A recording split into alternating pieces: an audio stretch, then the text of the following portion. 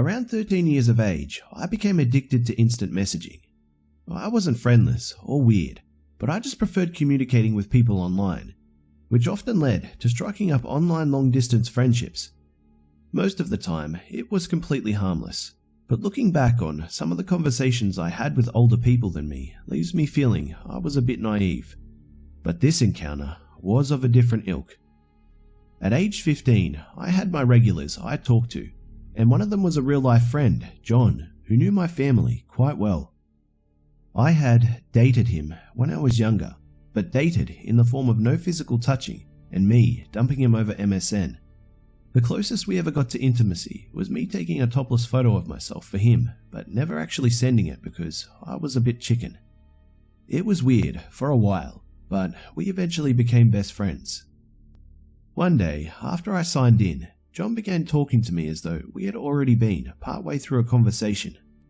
I asked what he was on about, which confused him as he had supposedly just been talking to me. He copied and pasted the conversation from before I had signed in. From my account, someone had been talking to him using my distinct tone of writing.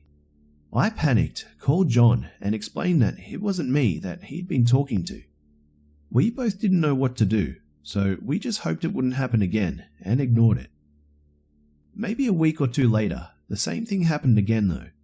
And again. And then it started happening with multiple people. This fake me was having conversations with people I talked to most on my account, from my own account. And they had absolutely no idea that it wasn't me. I'm assuming that this person could read my conversations and had been mimicking me. John and I decided that it would be a good idea to create a new account and re-add the people I was closest with and ditch the rest. It worked for a little while, but I think the fake me must have realized I'd switched accounts because not long after that, the same thing started happening to my new account. Again, I created new accounts, and this person somehow kept getting into them. I didn't want to tell my parents as I thought they might take my internet access away, and at the time, the thought of that made me feel sick. So I decided on a different tactic. Instead of trying to escape the fake me by creating different accounts, I quickly added my old account once I made a new one. I have no idea what this was meant to achieve. I think I was more curious at this point because I didn't see any danger. Everyone I had added knew what was happening by now, and fake me hadn't done any damage just by talking to people. Anyhow, I ended up in conversation with fake me. I can't remember the details, but it was actually really amusing to start off with. I was pretty witty, and I think I was entertaining to fake me because we got into banter, held conversations, and whatever else. Fake me stopped getting into my account and instead just focused on talking to me. All this carried on for possibly close to half a year. Towards the end of it, I was 16 now. I began seeing a guy called Luke, who was a few years older than me. Fake me took an interest in this and began targeting my conversations with him instead. It got to the point where he would actually stop talking to me and be talking to fake me instead, despite knowing it wasn't me he was talking to. This annoyed me, so with the help of John, we decided to try and cut off my old accounts by using a different computer, as we were assuming she was getting into my accounts via keylogging or something. So John brought his laptop around. I created a new account and changed all the passwords on my old accounts. He left the laptop with me for a couple of days so I could use it. And shortly into those few days, fake me managed to get into my damn account again. At this point, I realized that it was a much more serious issue. Fake me could get onto any computer connected to our internet, and it suddenly wasn't amusing anymore. After apologizing profusely to John, I think I lost it a little bit and abused fake me. And by a little bit, I mean swearing, crying, and generally carrying on like an idiot. Because we all know that internet bullies react so well to that kind of behavior. After my outburst, fake me turned malicious. Fake me started locking me out of my accounts this time, started harassing my friends more, pretending to be me and abusing them. Some fake me flirted really graphically with. I still didn't tell my parents though, for fear of them removing my internet access and losing my precious chat rooms.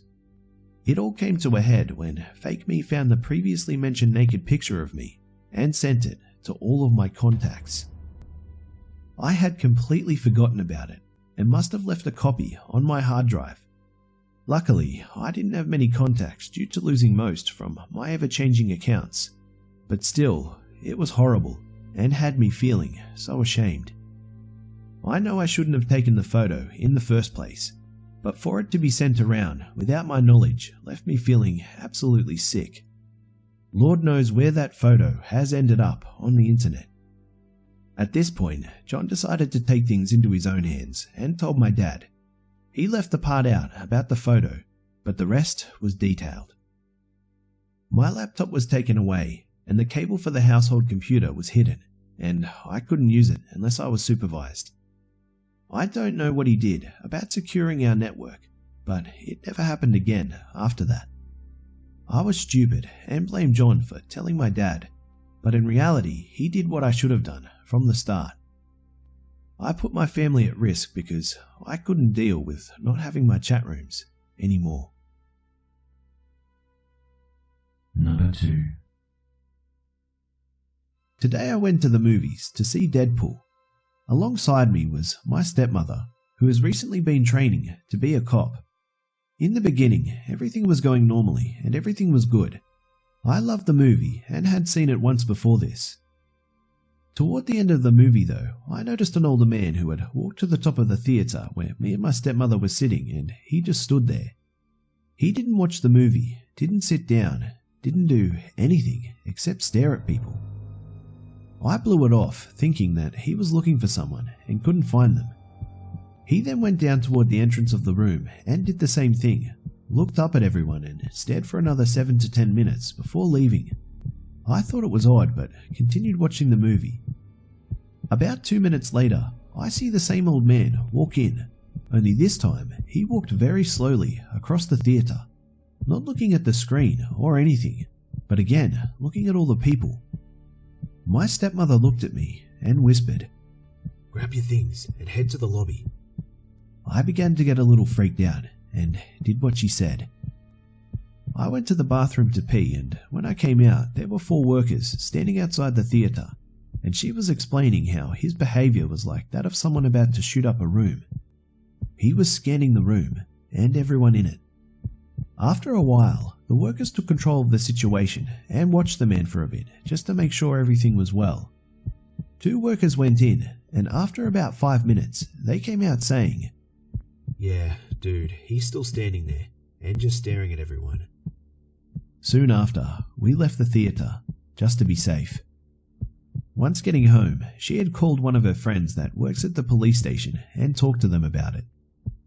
They said he was a middle-aged man and he had a loaded weapon on him the whole time he was in there, and never once sat down nor stopped looking at everybody.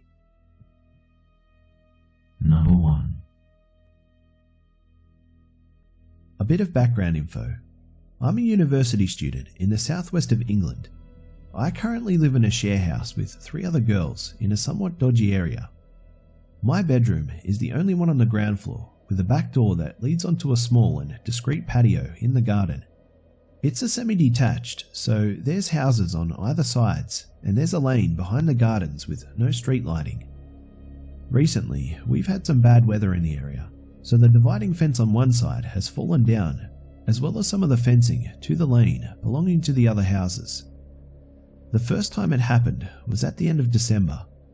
My housemates were all still at their parents' for the holidays, but I'd come back early to revise for an exam I had in January, so I was there alone. I always keep the back door in my bedroom locked, and I have blinds that cover the full length of the door and window with a gap probably around 3 inches in the middle. I was sitting on my bed with my laptop, and since I had the lights on, I couldn't clearly see outside as it was dark. However, I kept thinking I could see something in my peripheral vision through the gap in the blinds. I wouldn't have been able to see anything outside unless it was close to the window. I looked up a few times and thought I saw something pale move away in the lower right-hand corner of the window in the door, which would have been directly by the gap. I figured I was probably just being paranoid and ignored it. Later on, I went upstairs and noticed through the hallway window that the people we share a lack of fence with, they were having people over. My bedroom is on the opposite side of the house, so my patio and window wouldn't have been visible to them unless they have come into the garden and walked over. Around 2 AM, I heard what sounded like their guests leaving and figured that maybe someone had drunkenly wandered over earlier on. At this point, I had all my lights off and was sat in my bed with my laptop and heard what sounded like someone shuffling around outside. I immediately closed my laptop so my room was completely dark and no one would be able to see anything from outside. I crawled across the floor to the window and peeked through from the very edge of the blinds on the right. There was a man crouched outside my door, trying to look through into my bedroom. I realized later that I should have made it obvious I knew he was there by yelling something at him, but at the time I was frozen in solid fear. I had absolutely no idea what to do. After a couple of minutes, he realized that he couldn't see anything with the lights off, but had the nerve to tap and then crept away. I debated calling the police, but decided I didn't really have any information for them, so it would be a waste of their time. Needless to say, I didn't get much sleep that night, and I have no idea how long he'd been watching me. I spoke to my landlord afterwards, and he's had a concrete wall put up between the garden and the alley, but the other fence with the gaps in it belongs to the neighbours, whose landlord is an American and apparently is impossible to get a hold of. So currently, there's still nothing securing our garden from next doors and the lane. 2 nights ago, my boyfriend and I were in my room, sitting on my bed and watching Netflix. Since the first time it happened, I've been massively paranoid and had nightmares about it happening again, so at first I thought I might be imagining it. However, this time I distinctly saw the upper right part of a face peering through the gap at us. He was wearing dark frame glasses. Immediately, I froze and whispered to my boyfriend that I could see someone, and I definitely wasn't imagining it, and don't fucking move until we figure out how to react. He insisted that we leave the room, and I went upstairs to the landing window and saw someone walking off down the lane, but no one else in sight. I was quite upset that it happened again, but thought the likeliness of him coming back twice in one night was rare, and decided to talk to my landlord in the morning. We managed to hang a coat up over the gap in the blinds so you couldn't see through into the room at all, even with the lights on. My boyfriend had work in the morning, so he left around 11 PM. Literally within 5 minutes of him leaving, I was stood in my room facing away from the back door and decided whether or not to watch more Netflix or go to bed. I heard some faint scuffling sounds and 2 clicks, but tried to convince myself that it was all in my head. It occurred to me a few minutes later that the clicking sound was the noise the door handle makes when someone tries to open it and it's locked. As this was dawning on me and I was about to react, whoever was out there tried to pull my window open. It's important to note it's a tiny window and it's at the top, so around 5 feet from the ground.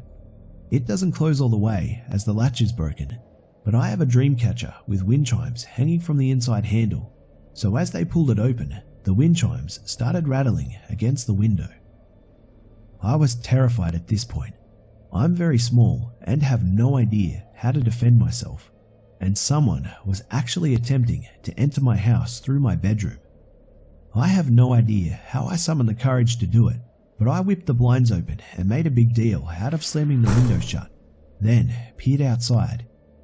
I couldn't see anyone, so they must have run off. Straight away, I called my boyfriend, who had just gotten home, who then came back and insisted that I stay at his for the night. When I spoke to my landlord the next morning, he said he was going to get motion sensor intruder lights installed, but couldn't fix the fence as it was the neighbor's landlord's property.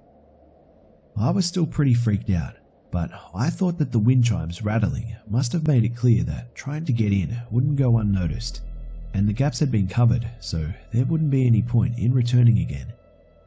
Last night, we made a thick covering over the blinds with a bunch of jackets and coats, so there was absolutely no way anyone could see in. I triple checked the door was locked, took the key out, and attempted to wedge the window closed. Feeling safer, we smoked a joint each, and my boyfriend dozed off a while later. Probably around midnight or a bit later, I got up and turned the lights off and put the light on my phone to make my way back to bed. Feeling really paranoid still, I decided to just peek through the blinds quickly to confirm that there was no one there. The light on my phone made it slightly more difficult to see, but I saw someone wearing a hoodie hunched outside. My hands were shaking, and the side of the blind balancing on the coat in the middle slipped a little and rattled. I instantly let go and turned the light off on my phone, and a few moments later I saw a weak light coming from the other side turn off. I must have sat on the floor, not moving and listening intently for about 10 minutes before I dared to crawl back to bed. I woke my boyfriend but didn't explain what had happened properly, so he assured me that I couldn't have seen anything and I was probably just really baked. I spent most of the night staring at the blinds. I would have thought the wind chimes would have put anyone off, but for them to come back the next night has really made me feel uncertain about what to do. I was thinking tonight I might try to set something up to see if anyone comes back, like tying some string a few inches from the ground across the entrance of the patio, as I'd be able to hear if anyone tripped over it. I also thought that I might stay somewhere else and set my laptop webcam up to record the window all night with the screen turned off. I still haven't called the police, as I still don't have much information and feel like it would be wasting their time. I don't know what to do in order to feel safe in my home anymore.